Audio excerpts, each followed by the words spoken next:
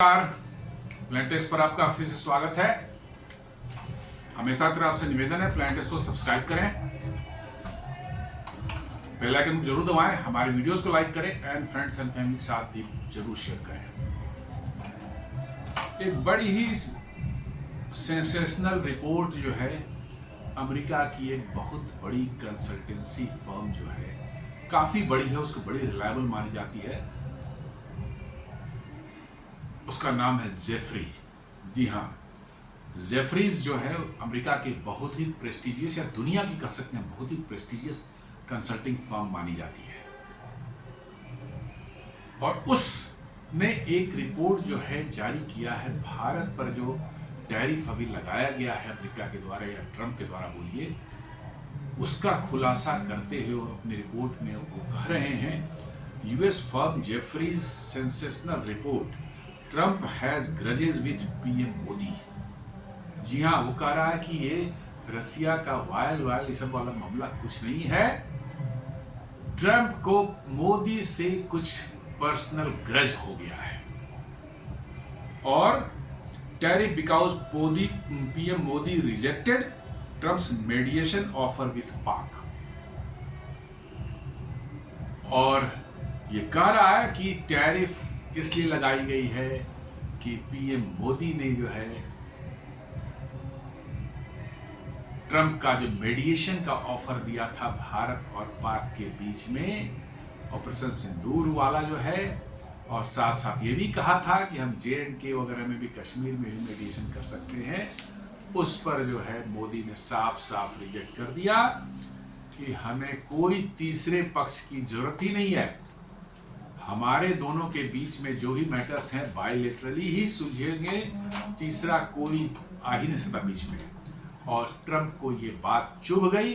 और ट्रंप तो है, इतनी बड़ी ईगो लेकर वो आदमी जिंदा है दुनिया में, पता नहीं कैसे जिंदा है, ये अलग बात है, लेकिन इतनी बड़ी ईगो उसकी है कि वो अपने ईगो को सेटिस्फाई करने के लिए कुछ भी कर सकता है। और ये जेफरी जो है यही कह रहा है अपने रिपोर्ट में कि टैरिफ का रशिया के वायल से कोई लेना देना नहीं है,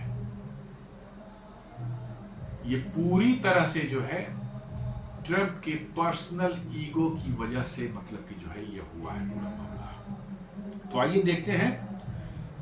जेफरी कह रहा है 50% US tariff on India due to Trump's personal pick over India Pak mediation से जेफरीज। ये इंडिया टुडे छाप रहा है। Trump taking out his grudge on India says Jefferies, ये इंडिया टुडे ने दिया है। और निचला वाला न्यूज जो मैंने बताया, 50% US tariff on India due to Trump's personal pick over India Pak mediation says Jefferies, ये फाइनेंशियल एक्सप्रेस ने दिया। और यही बात मैं बार बार कह रहा था कि तेल का मामला नहीं है, मामला कुछ और है। रशियन तेल का मामला है ही नहीं है। सारे लोग कह रहे हैं, सारे एक्सपर्ट्स बोल रहे हैं कि भारत से ज्यादा तेल तो जो है चाइना लेता है, भारत जितने का जो है तेल खरीदता है उससे ज्यादा वैल्यू का गैस तो सारा यूरोपियन लेता है। अमेरिका खुद जो है यूरेनियम खरीदता है $5 बिलियन का जो है रशिया से।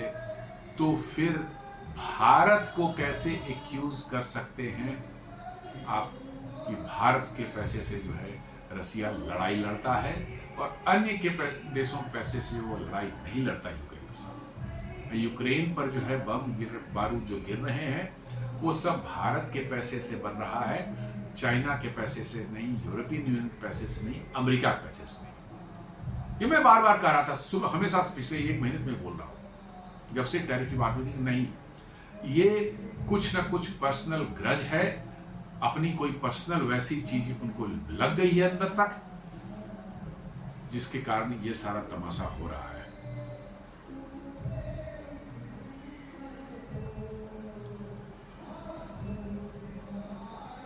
इंडिया टुडे लिख रहा है, Trump's draconian tariff may cost India 50 to 60 billion was Jefferies क्रिशोड। जेफरीज बता रहा है कि ये जो टैरिफ लगा है इससे भारत को जो है $55 से $60 बिलियन तक का हिट हो सकता है। जी हाँ, ये सभी एक्सपर्ट्स बोल रहे हैं, कोई 45 से लेकर के जो है 60 तक का फिगर दे रहा है, कोई 45 बोल रहे हैं, कोई 50 बोल रहे हैं, कोई 55 बोल रहे हैं, कोई 60 बोल रहे हैं। मे बी की फिगर जो है, ओवरऑल फिगर जो है, तब तक by end of the year जो है, जैसे जैसे जो है आपके एक्सपोर्ट्स डाइवर्सिफाई करने की जो कोशिश चल रही है, उसके परिणाम आने लगेंगे, तो ये घट करके हो सकता है 10-20 बिलियन पर ही आके रुक जाए। जी हाँ, ऐसी संभावना है कि अगले 2-4 महीने में जब आपका जो है डाइवर्सिफिकेशन शुरू हो जाएगा, आपके जो है एक्सपोर्ट्स इधर उधर दूसरे देशों में जाने लगेंगे, जहां पर अभी कम जा रहे थे या नहीं जा रहे थे, तो आपके जो है ये फिगर घट करके 15, 20, 25 डॉलर तक, बिलियन डॉलर तक आ सकता है। हाँ, हिट होगा, इसमें कोई दो मत नहीं है, क्योंकि 60 बिलियन डॉलर्स को डाइवर्सिफाई करना जो है, 50 से 60 बिलियन डॉलर को डाइवर्सिफाई करना तुरंत 5-6 महीने में संभव नहीं, takes time, it requires some time, 1-1.5 साल भी एक साल कम से कम लग ही सकता है। बिजनेस टुडे भी यही कह रहा है, जब 60 billion dollars hit, Jefferies decodes impact on US tariff on Indian economy. ये कोई नई बात नहीं है, सभी लोग बता रहे थे। जितने भी आपके जो नॉन एग्जेम्प्टेड वाले हैं, जिन पर 50% वाला टैरिफ अप्लाई हो रहा है, उन सबों के एक्सपोर्ट्स पर बुरी तरह से असर पड़ने ही वाला है, उसमें कोई शक नहीं है। ये नहीं हम कह रहे हैं कुछ नहीं होगा, ऐसा नहीं होगा। तो आपको कुछ अपनी इंडिया की सॉवरेंटी, अपना सेल्फ रिस्पेक्ट, अपनी डिग्निटी अपने देश की, इसके लिए आपको कुछ प्राइस तो पे करने पड़ते हैं, और यही प्रधानमंत्री मोदी करने की कोशिश कर रहे हैं कि अपनी डिग्निटी के लिए हमें कुछ प्राइस पे भी करना पड़े, अपने सेल्फ रिस्पेक्ट के लिए, अपनी सॉवरेंटी के लिए, अपने देश की इज्जत के लिए। यदि 50-60 बिलियन डॉलर हमारे जाते हैं तो जाए, हम अपने रास्ते ढूंढ लेंगे, ऐसा ही पीएम मोदी ने जो है कल कहा था। We will find way out of this situation, और उसकी कोशिश बड़े जोर शोर से चल रही है। समझ लीजिए सारी मिनिस्ट्रीज, आपके एक्सपोर्ट प्रमोशन काउंसिल्स, सारे जो 40 देश आइडेंटिफाई किए गए हैं, उन देशों के जो एम्बेसी हमारी है, वो राउंड द क्लॉक वो काम कर रहे हैं, और उसके रिजल्ट्स जो हैं बड़ी जल्दी सामने आएंगे। और आपको एक बता दूं, इस पर आज नहीं, वीडियो कल बनेगा, कल मॉर्निंग का वीडियो जो बनेगा, दोपहर का वीडियो 12 बजे के आसपास। Q1 में भारत ने जीडीपी ग्रोथ में दुनिया को सरप्राइज कर दिया है। जी हाँ, दुनिया को तो छोड़िए, इवन इसने भारत को भी सरप्राइज कर दिया है। आरबीआई के एक्सपेक्टेड डेटा से कहीं आगे, बहुत आगे, और दुनिया ने जो कह रही थी 6% से 6.5% से ज्यादा नहीं जा सकता, कुछ भी कर ले भारत। Q1 में भारत ने जो धमाका किया है, दुनिया सुन करके जो है उनके कान फट गए हैं। जी हाँ, भारत से ज्यादा इसकी चर्चा अमेरिका में हो रही है। आज ही डेटा आया है, भारत की Q1 में ग्रोथ, Q1 में अप्रैल मई जून में ग्रोथ हुई है 7.8%। जी हाँ, कुछ लोग कहेंगे कि साहब टैरिफ तो उस समय लगा नहीं था। हाँ, बिल्कुल सही बात है, टैरिफ तो लगा नहीं था, लेकिन बिना टैरिफ के भी जो है पहले से कहा जा रहा था कि वो 6.5 से ऊपर जा ही नहीं सकता। मैक्सिमम लोग 6% की बात कर रहे थे, उस समय टैरिफ की तो बात ही नहीं थी। तो 7.8% का ग्रोथ देख करके दुनिया की आंखें फटी की फटी रह गई है। अमेरिका 2%, चाइना 3%, यूरोपियन यूनियन 0.4%, सबों की हेंकड़ी जो है उनके अंदर घुस गई है। तो इस पर हम लोग कल बात करेंगे डिटेल्स में, जो है कि क्या हुआ है, कैसे हुआ है, किन किन सेक्टर्स ने बढ़िया परफॉर्म किया है, किन सेक्टर में कुछ कमी रह गई है, और क्या उम्मीद है पूरे साल 25-26 जो फाइनेंशियल हमारा है, इसमें ग्रोथ की क्या उम्मीद बन रही है। और इस ट्रम्प की टैरिफ से जो है जो कुछ असर तो पड़ेगा ही, उसके कितने असर पड़ सकते हैं हमारे जीडीपी के ऊपर भी जो है। आज हम लोग इसी पर बात करते हैं जिस पर हम कर रहे थे। तो जेफरी की रिपोर्ट क्या कहते हैं? Report by Jefferies said Trump's personal pick was behind the US imposing an unprecedented 50% tariff on India, the highest among American trading partners, and thereby sending long-standing strategic ties into a free fall. ये कह रहा है कि personal कुछ problem हो गई है Trump को, मोदी के साथ में कुछ पर्सनल ग्रज हो गया है, और यही रीजन है आपको इस 50% टैरिफ लगाने का, highest among the American trading partner. जी हाँ, दो ही देश हैं जिन पर 50% लगे हैं, भारत और ब्राजील पर। और ये कह रहा है कि and thereby sending the long standing strategic tie into a free fall, और साथ साथ ये भी कह रहा है कि जो लंबे समय से भारत और अमेरिका के बीच में कुछ स्ट्रेटेजिक टाइज जो बन रहे थे वो बिल्कुल धड़ाम से नीचे जमीन पर आ गिरा है। जी हाँ, जैसा मैंने बताया, जेफरी जो है ये दुनिया का बहुत जानी मानी कंसल्टेंट कंपनी है। नॉर्मली ये फाइनेंशियल कंसल्टेंसी वगैरह करते हैं ज़्यादा, लेकिन इनके किसी भी रिपोर्ट को जो है दुनिया में काफ़ी सीरियसली और बहुत ऑथेंटिक माना जाता है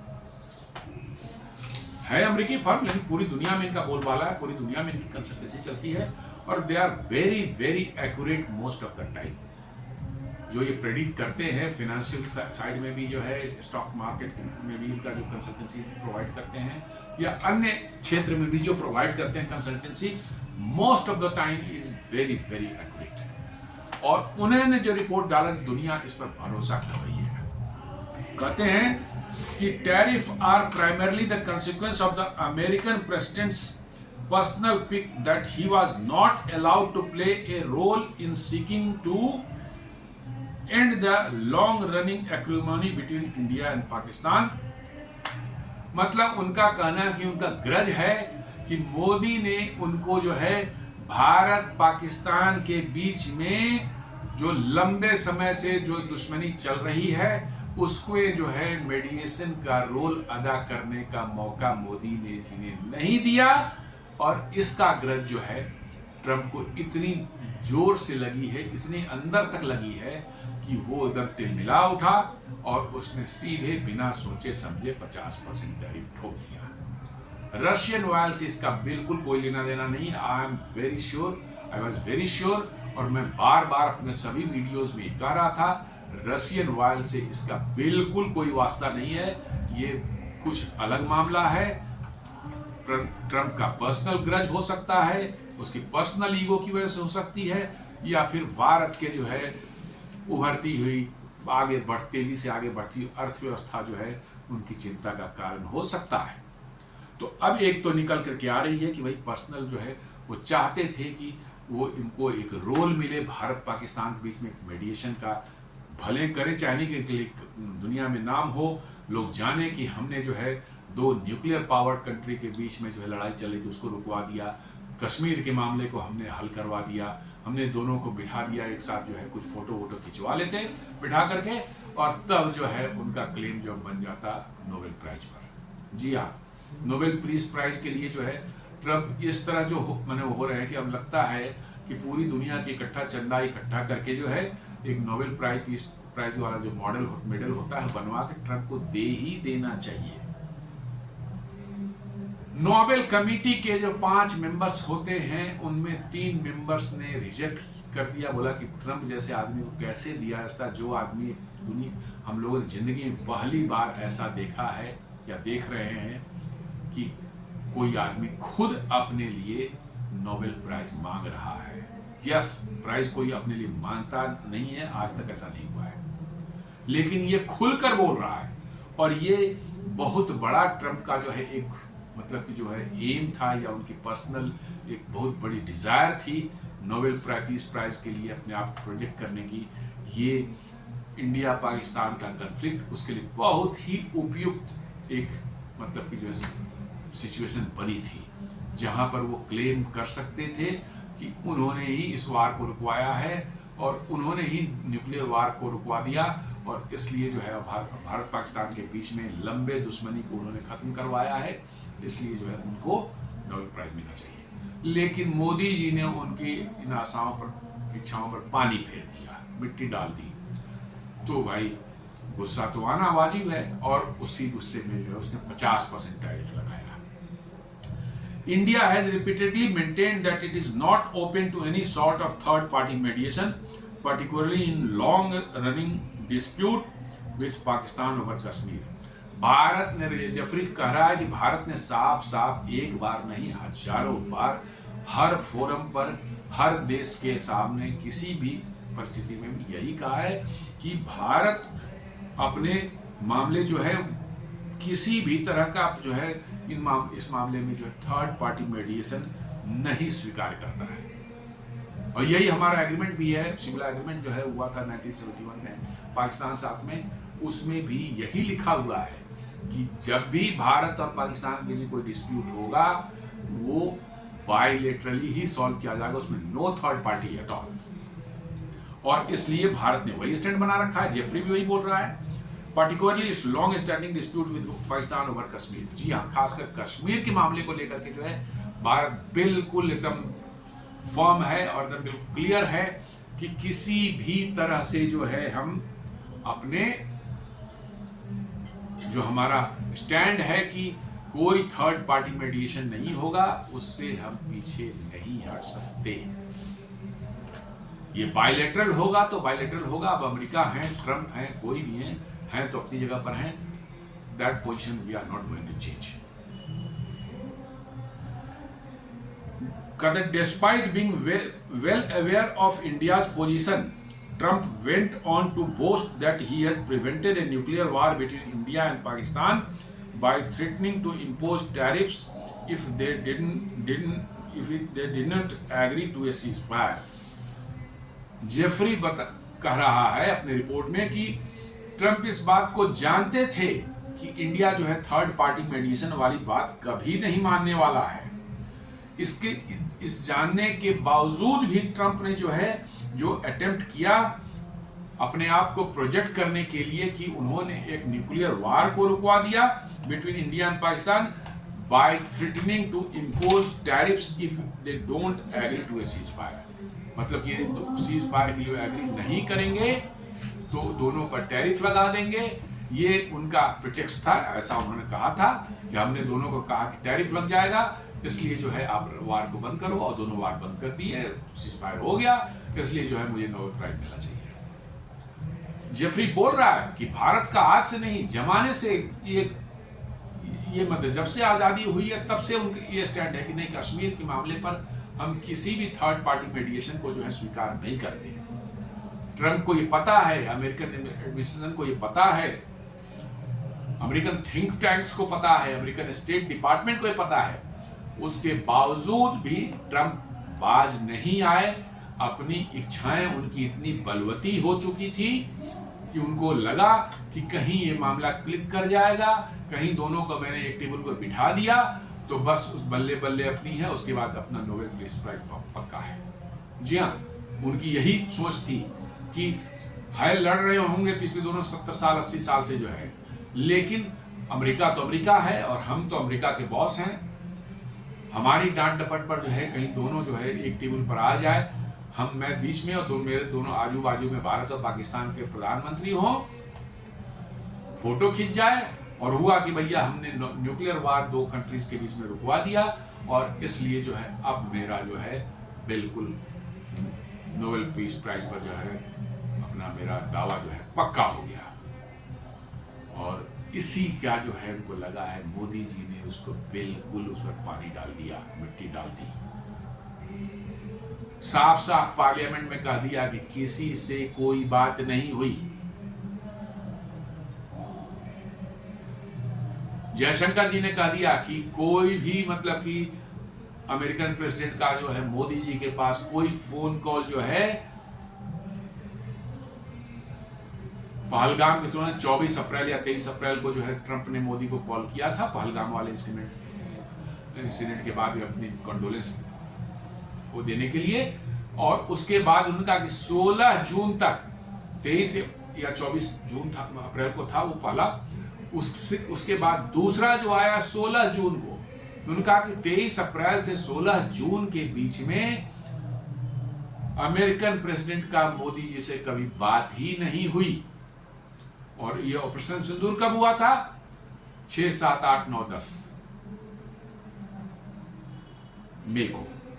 तो फिर कैसे ये हो गया कि भैया उन्होंने जो है मैंने मोदी जी को कहा कि भैया आप, और पाकिस्तान को बोला कि आप नहीं रोकेंगे तो टैरिफ लगा देंगे, और नहीं रोक लिया तो आप दोनों को बढ़िया ट्रेड डील देंगे, इसलिए दोनों मान गए और दोनों सीज फायर हो गया। पार्लियामेंट में मोदी जी ने कहा है कि मेरे को कोई किसी कॉल नहीं आया था। उन्होंने कहा कि हाँ, जब हो रही थी, लड़ाई चल रही थी, उस समय 2-3 बार जो है मैं मीटिंग में था, 2-3 बार जो है कॉल जेडी वांस जो है वाइस प्रेसिडेंट अमेरिका के, उनका कॉल जरूर आ रहा था, लेकिन चूंकि मैं अपने आर्मी और एयरफोर्स, अपने डिफेंस वालों के साथ मीटिंग में बिजी था, हमने कॉल नहीं उठाया। बाद में हमने मीटिंग खत्म हो गई तो हमने उनसे कॉल किया उनको, तो उन्होंने कहा कि भाई पाकिस्तान जो है कुछ बड़ा करने वाला है इंडिया के अगेंस्ट में। तो हमने उनको सिर्फ ये कि हम देख लेंगे, वो बड़ा करेंगे तो हम और भी उनसे भी बड़ा करेंगे। और इनफैक्ट उन्होंने कहा कि वो गोली उधर चलेगी, 10 से गोला चलेगा। यही मोदी जी का वर्ड है। और कुछ नहीं हुई, ट्रंप तो बीच में पिक्चर में आए ही नहीं है। जब ये बातें खुलकर सामने आ गई और इंडिया ने बार बार ट्रंप को क्रेडिट देने से मना कर दिया, ट्रंप को इतनी मिर्ची लगी, इतनी मिर्ची लगी, इतनी मिर्ची लगी कि उन्होंने सीधे आओ देखा रताओ, सीधे 50% टैरिफ ठोक दिया। इसका कोई रशियन वायल से लेना देना ही नहीं है। वही कह रहा कि the US president has repeated the claim several times over the past few months despite India explicitly communicating to America that the ceasefire was forged through direct contact with Pakistan।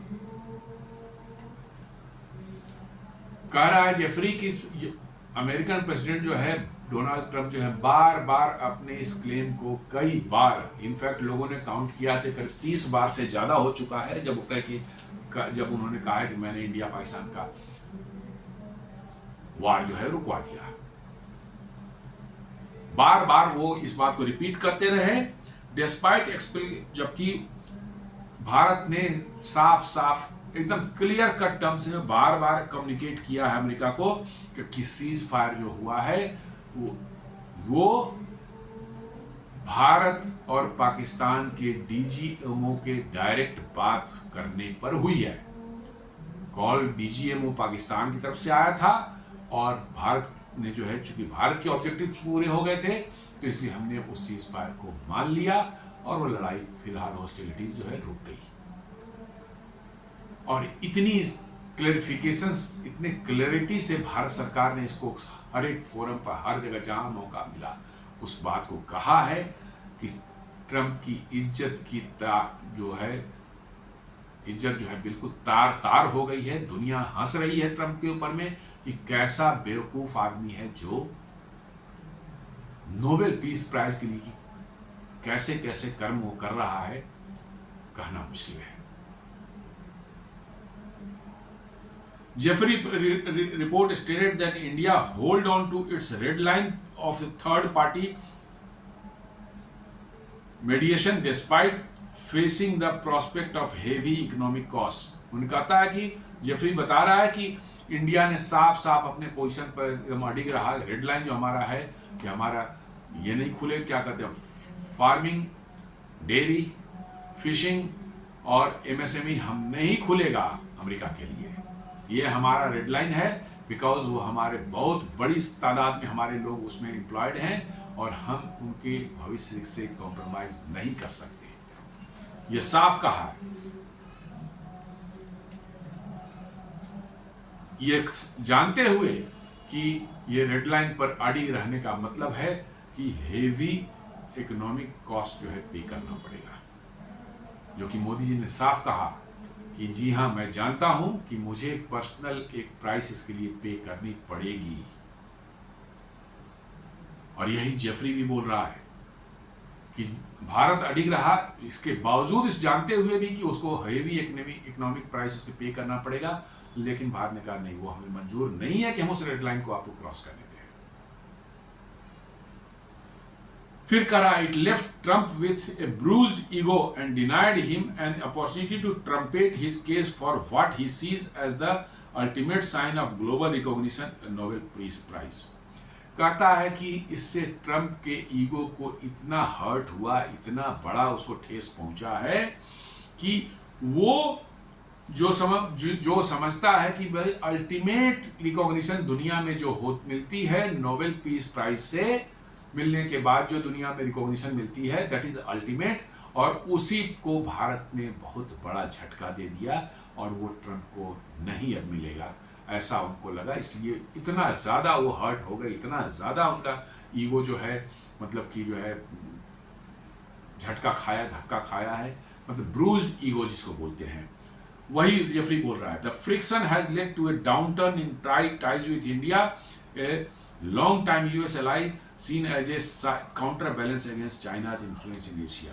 बोलता है कि ये फ्रिक्शन जो है, इसके कारण जो है जो भारत और अमेरिका के बहुत लंबे समय से जो स्ट्रेटेजिक टाइज जो बन रहे थे, क्योंकि भारत को माना जाता है कि एशिया में चाइना का काउंटर बैलेंस भारत ही है, किसी और में दम नहीं है।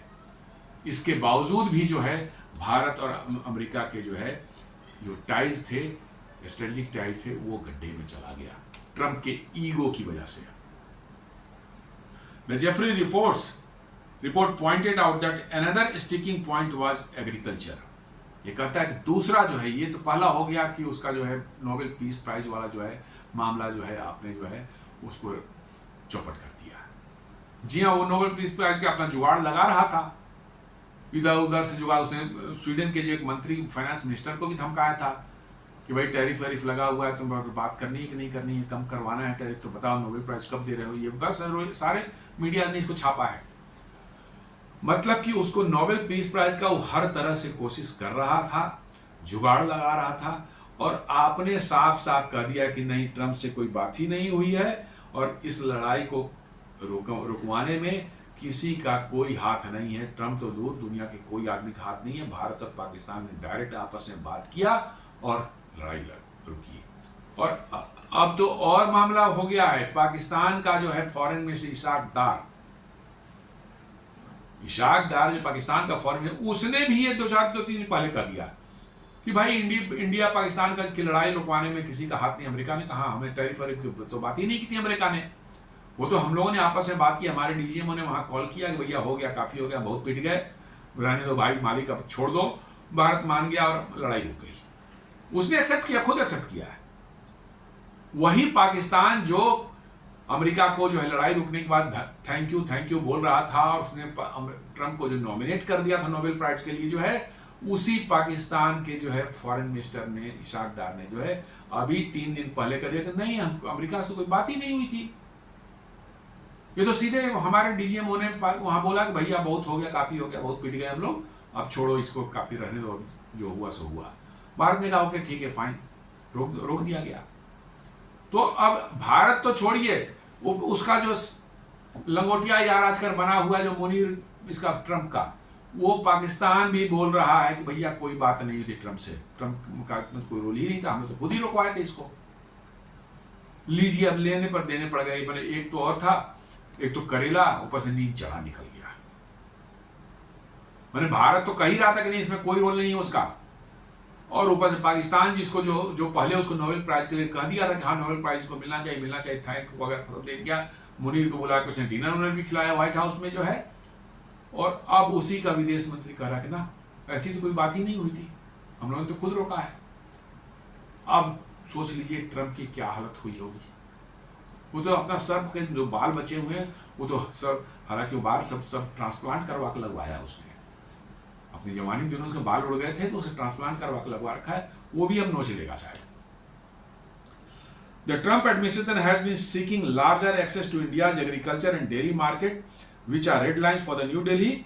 It has left the bilateral trade deal in discussion since March in limbo. वो कह रहा है कि ट्रंप और एडमिशन चाह रहा था कि भारत जो ईगो वाला तो एक मामला हो गया, उस पर अनदर ये मामला ऐड हो रहा है। ट्रंप एडमिशन का ये था कि नहीं, आप जो है अपना फार्मिंग सेक्टर, जो एग्रीकल्चर सेक्टर खोलिए, अपना डेयरी सेक्टर खोलिए, फिशिंग खोलिए, एमएसएमई खोलिए, हमारे लोग वहाँ जाकर सामान बेचेंगे, जेनेटिकली मॉडिफाइड जीएम क्रॉप्स जो होते हैं, सोयाबीन है, कॉर्न है, ये सब आपके यहाँ बेचेंगे हम और खूब पैसे कमाएंगे। आपकी ज़मीन को बर्बाद करेंगे, ज़मीन खराब होगी आपकी, ये उगाएंगे, वहाँ पर GM सीड्स यहाँ सप्लाई होगी, आपकी ज़मीन का हमें आपके बर्बादी से हमें कोई लेना देना नहीं है, हमको पैसा कमाना है आपके यहाँ।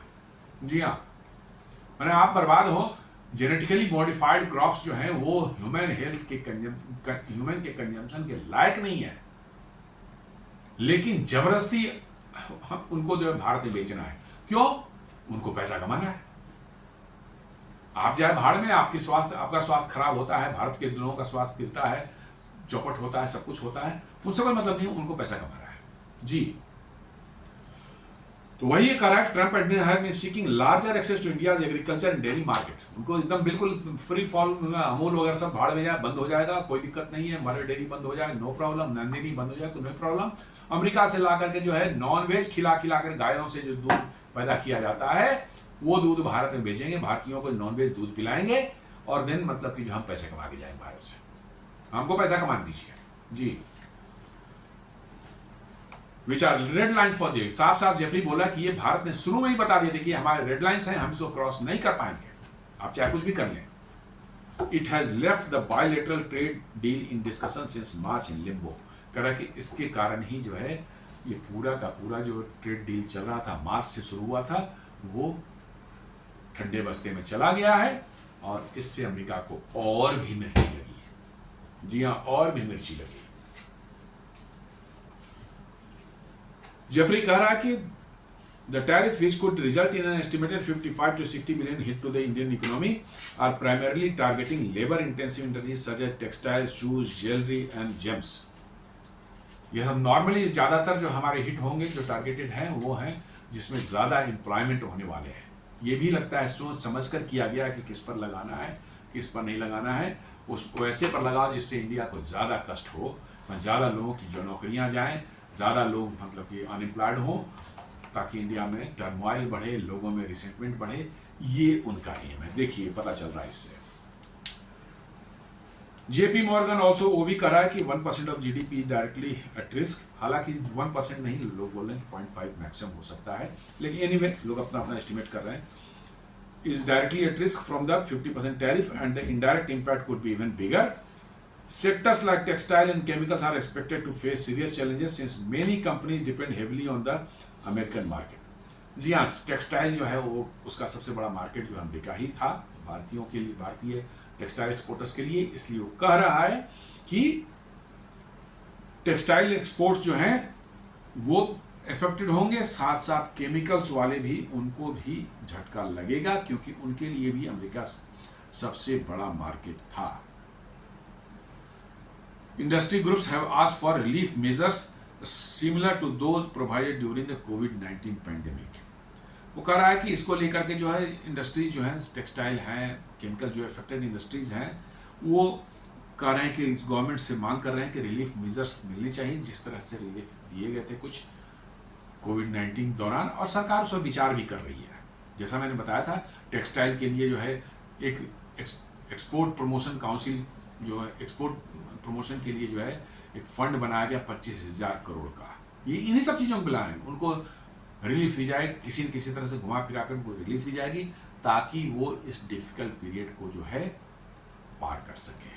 25,000 करोड़ का है। जी हाँ, उसमें से अभी तो 22,000, 22,500 करोड़ जो है टेक्सटाइल वाले के लिए ऑलरेडी उसमें से रिलीज किया है, और टेक्सटाइल के लिए बड़े पैमाने पर काम शुरू हो गया। अदर्स पर भी चल रहा होगा। मैंने टेक्सटाइल का रिपोर्ट देखा था, क्या क्या काम हो रहा है, और उस पर मैंने एक वीडियो बनाया था। तो ऐसा लग रहा है कि भारत सरकार जो है इनको निश्चित रूप से रिलीफ देगी, और रिलीफ देने की पोजीशन में आज सरकार है भी। फाइनेंशियल्स जो हैं उतने टाइट नहीं है। Exporters have asked the government to relaunch the Merchandise Export from India scheme (MEIS), which was discontinued because of it was not compliant with World Trade Organization rule. पहले एक बार शुरू किया गया था MSIS, merchandise export from India scheme, MEIS बोलते हैं उसको, लेकिन इसको डिसकंटिन्यू करें क्योंकि वर्ल्ड ट्रेड ऑर्गेनाइजेशन WTO के रूल्स के तहत जो है कंप्लाइड नहीं था। उसमें सब्सिडी वगैरह देने पर जो है ऑब्जेक्शन होता है, इसलिए जो है उसको डिसकंटिन्यू कर दिया गया था। लोग एक्सपर्ट्स बता रहे हैं कि वही चीज़, चूंकि WTO तो मृत प्राय है, डेड है, उसको तो कोई मान रहा है, अमेरिका खुद ही उससे बाहर हो चुका है, इसलिए जो है कह रहे हैं कि उसको आप शुरू कीजिए ताकि एक्सपोर्टर्स को हेल्प हो सके। This is the cost which India will have to bleed for refining retaining India sovereignty, no mediation. आपको कुछ कॉस्ट तो देने पड़ते हैं कुछ पाने के लिए, तो आपकी जो है इंडिया सॉवरेनिटी के लिए जो है आपको जो है कोई मेडिसिन आपको नहीं चाहिए, आपको कॉस्ट पे करना पड़ रहा है। प्रोटेक्टिंग इंडियाज फार्मर, उसके लिए भी आपको कॉस्ट पे करना पड़ेगा। और influx of Russian wild ties with Russia, उसके लिए भी आप कॉस्ट पे करेंगे। कोई बात नहीं है, थोड़े समय ऐसे देशों के अपने के समय ऐसे कठिन समय आए हैं, पहले भी आए हैं। 1998 में बहुत टफ सैंक्शंस अमेरिका ने लगाए थे भारत के ऊपर जो है, न्यूक्लियर में पोखरण न्यूक्लियर विस्फोट टेस्ट के बाद जो है, लेकिन उससे हम निकल करके बाहर आए। हमने सरेंडर नहीं किया उस समय भी, उन्होंने खुद सैंक्शन हटाया, हमने उनके पास का नहीं गए। इस बार भी कुछ ऐसा ही होने वाला है, झक मार करके उनको खुद ही हटाना पड़ेगा यह टैरिफ। आप देख लेंगे 6 महीने में हो 1 साल में हो, हटाना तो उनको खुद ही पड़ेगा। बिकॉज अब भारत अमेरिका पर बिल्कुल ट्रस्ट नहीं करता, और अब हटा भी देंगे तो शायद भारत के एक्सपोर्टर्स फिर दोबारा अमेरिकन मार्केट में जाने वाले नहीं है, क्योंकि once trust is lost is always lost forever ever.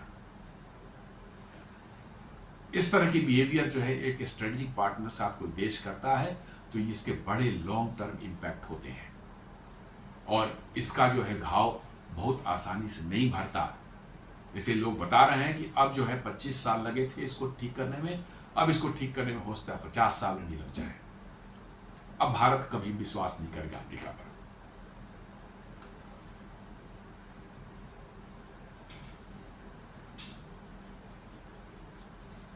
ये जो है एक वहाँ का बहुत ही बदमिजाज जो है एक US सीनेटर है लिंडसे ग्राहम, उसका सुन लीजिए कितना बदमिजाज है। You will feel the cost, India already paying the price, US senator wants China Brazil of fall out for buying Russian oil.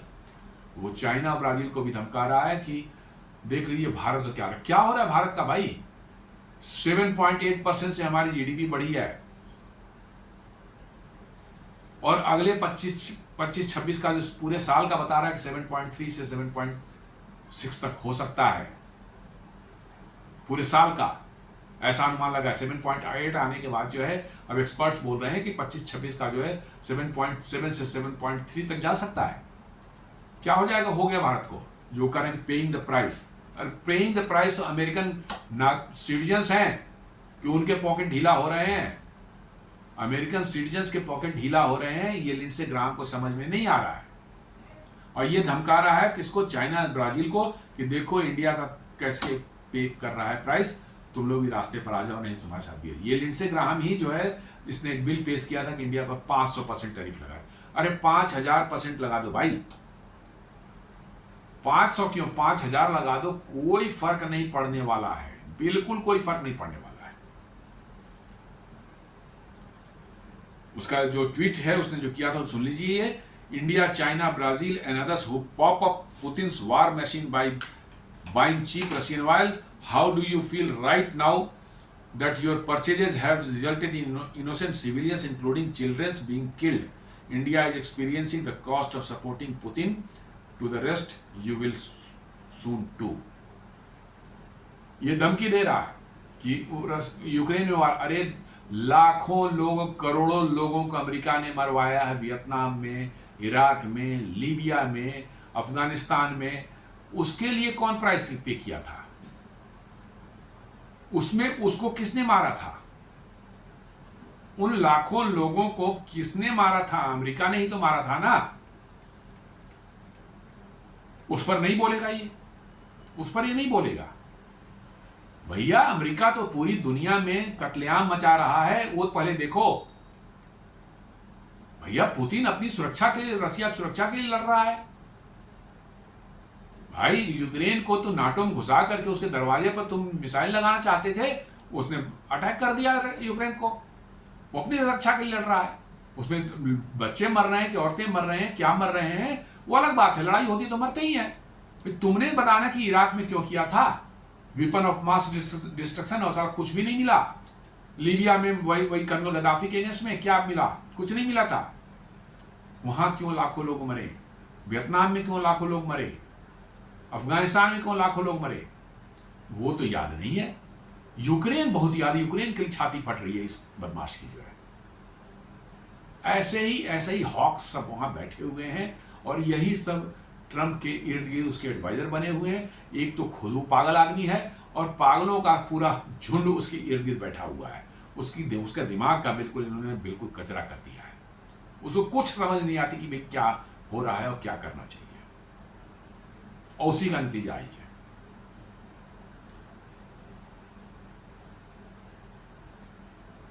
अभी 2 दिन पहले देखिए, रशिया ने जो है जबरदस्त जो है यूक्रेन पर अटैक किया है।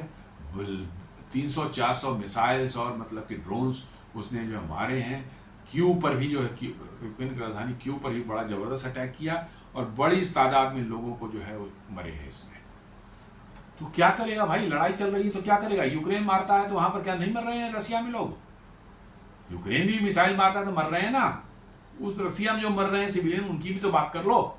नहीं, वो नहीं करेगा। ये मक्कार लोग हैं, बता रहे हैं, मक्कार लोग हैं। इनको बस इनकी मक्कारी जो खत्म नहीं हो सकती।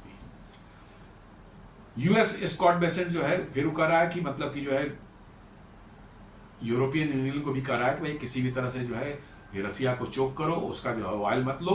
वो कह रहा है कि भाई मैं क्रिटिसाइज कर रहा है कि भारत से तुम लोग अभी भी क्यों रिफाइंड प्रोडक्ट्स ले रहे हो, जो कि भारत रसिया से जो है ले रहा है उस ये क्रूड ऑयल। अरे कहाँ से लेगा यूरोप? किधर से लेगा? भाई उसको अपना देश ठप करना है, पूरा यूरोप ठप कर देना है? नहीं, अमेरिका से जाके दोगुने दाम पर उठा लिए वो। अरे भारत सस्ते में दे रहा है इसलिए ले रहे हैं वो लोग।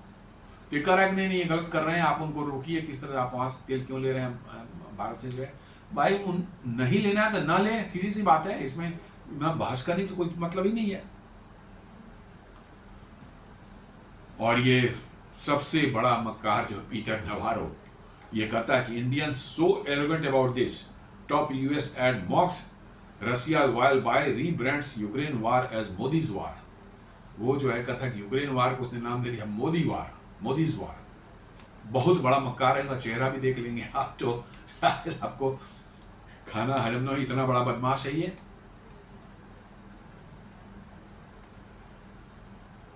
तो ऐसे ऐसे लोग जो है इसके आसपास भरे पड़े हैं। वो भारत कहता है कि he accuse New Delhi of bankrolling Russia's war in Ukraine and branding the conflict Modi's war. कह रहा है कि बैंक रोल कर रहा है, मैंने उसको पैसा के जुगाड़ जो है भारत कर रहा है भारत। अरे भाई यूरोप जो गैस खरीद रहा है उसको कौन बोलेगा? चाइना को कौन बोलेगा? चाइना के पास बोलने में तुम्हारे तो पैंट गीली हो जाती है। भारत के पास बोल रहे हो, चाइना के पास जाके बोलो ना, वो तो नहीं बोल सकते। तो यही तो माजरा है इन लोगों का कि चाइना के पास वो तो डंडे मार के भगा देगा वहां से। इनका जो है रेयर अर्थ मैग्नेट बंद किया, इतने में ही इनकी जो है पैंट गीली हो गई। अब ये भारत को सिर्फ टारगेट कर रहे हैं। अब तो अमेरिका में भी लोग फेडअप हो गए हैं। वहाँ की पार्लियामेंट्री कमेटी जो है फॉरेन अफेयर्स की जो है, उसने खुद कहा है कि भाई गैस तो खरीद रहा है यूरोप, चाइना खरीद रहा है तेल, भारत खरीद, तो सिर्फ भारत को क्यों टारगेट किया गया? अब वो खुद कह रहे हैं कि भाई यूक्रेन वार, इसका मतलब है कि यूक्रेन से इस टैरिफ का कोई लेना देना ही नहीं है। जो कहा है कि यूक्रेन वार के लिए हमने 25% टैरिफ लगाया है, उन्होंने साफ कहा, उनके पार्लियामेंट्री कमेटी ने कहा है कि इसका लगता है कि इसको यूक्रेन वार से इसका कोई लेना देना नहीं है, ये सब खाली नाटकबाजी है। भारत ने भी साफ साफ कह दिया है अमेरिका को, बिल्कुल साफ, बिना कोई लाग लपट के कह दिया है कि trade deal with US possible if entire 50% tariff on India get addressed, otherwise तो नहीं जाए अपना घर जाए आप। कहा कि 50% जो पूरा लगाया पूरा खत्म करोगे तो बात होगी, नहीं तो नहीं होगी। तो हम साफ साफ कह दिया गया, कोई उसमें लाग लपेट की बात ही नहीं है। कह दिया कि भैया आप मतलब कि जो है 50% लगाए हैं, जब तक नहीं हटेगा हम बात ही नहीं करेंगे आपसे। और इसीलिए जो है जो 25 तारीख को आने वाला थी टीम, भारत ने मना कर दिया, बोला दफा करो। हालांकि कह रहे हैं कि वो कह रहे हैं कि नहीं हमने जो है कैंसिल कर दिया, हम नहीं जाएंगे, बाद में जाएंगे, देखेंगे, अभी नहीं जाएंगे। लेकिन इंटरनल न्यूज यही है कि भारत ने मना कर दिया कि नहीं आने की जरूरत ही नहीं है, अपने घर में बैठो आराम करो। India has said that a trade deal with US is possible only if the entire 50% import tariff imposed on goods, including the 50% penalty for buying Russian oil, implemented this week, gets addressed। जी बिल्कुल साफ साफ एकदम बिल्कुल बिना लाग लपेट के कि 50% हटाओ तो बात करेंगे, नहीं तो दफा करो जी। What India plans to do? India is set to raise its imports of Russian oil in September। सितंबर में इंडिया बढ़ा रहा है। If a Reuters report is to be believed, as per the Reuters reports, Indian refiners are expected to increase purchase by 10 to 20% from the August level। जी अगस्त level से जो है सितंबर में और भी ज़्यादा 10 से 20% और ज़्यादा आने वाला है। देख लो क्या होने वाला है, कर लो अपना जो करना है। इन लोगों को बात समझ में नहीं आती, ऐसे ही बात जो चाइना जैसे समझा रहा है ना, वैसे ही अब भारत भी करने लगा है और तभी इनको समझ में आएगी। Indian company will buy oil from the whatever it gets best deal, says in White Russia। रसिया में जो भारत राजदूत उन्होंने कहा कि इंडियन कंपनी जहां से भी इनको सबसे बढ़िया रेट मिलेगा, भाव मिलेगा, वहां से तेल खरीदेंगे। इसमें कोई डाउट नहीं है, किसी से पूछने और किसी के इंस्ट्रक्शंस की जरूरत नहीं है। रिचर्ड वुल्फ जो अमेरिकन इकोनॉमिस्ट है, on height India tariff, US acting like words tough guy but shooting itself in the foot. वो साफ कह रहा है कि भैया अमेरिका जो एकदम टफ गाइज में दिखा रहे हैं, हम बड़े माने कड़े आदमी हैं, एकदम बिल्कुल नो नॉनसेंस वाले टाइप के हैं, लेकिन वो अपने ही पैर में कुल्हाड़ी मार रहा है। बहुत बड़े मतलब इकोनॉमिस्ट है वहाँ के, वो बोल रही है। और एक और खबर निकल करके आई है कि जब टैरिफ लगने वाली बात है, टैरिफ का मामला शुरू हुआ, तो चाइना जी जिनपिंग वहां के president approached PM Modi via secret letter to Murmu after Trump's tariff claims report. कहते हैं कि उन्होंने अपने काउंटर पार्ट जो है भारत के राष्ट्रपति द्रौपदी मुर्मू जी को एक सेक्रेट लेटर लिखा था, जिसमें उन्होंने कहा था कि भारत और चीन को जो है अपने जो है रिलेशंस बढ़ा लेने चाहिए, नहीं तो ये अमेरिका चक्कर में हम लोग दोनों डूब जाएंगे, इसलिए हमको मिलजुल करके आगे बढ़ना चाहिए। और तब से ही जो है लगता है मामला थोड़ा थोड़ा उस डायरेक्शन बढ़ने लगा है। तो दोस्तों ये एक विश्लेषण था आज, कैसे जो जेफरीज ने जो एक साफ साफ खुलासा कर दिया कि ट्रंप को जो क्रेडिट नहीं मिला ऑपरेशन सिंदूर को रुकवाने वाला, और नोबेल पीस प्राइज को जो है उनका पाने का सपना जो है उसका वो चकनाचूर हो गया। इस चीज़ को लेकर डोनाल्ड ट्रंप में को इतनी मिर्ची लगी कि उन्होंने 50% भारत पर टैरिफ साफ साफ उसने लिखा है। उम्मीद करता हूँ वीडियो आपको पसंद आया होगा। आप इसे लाइक करें, फ्रेंड्स एंड फैमिली के साथ शेयर करें, हमारे चैनल को सब्सक्राइब करें और बेल आइकन दबाना बिल्कुल नहीं भूलें। धन्यवाद।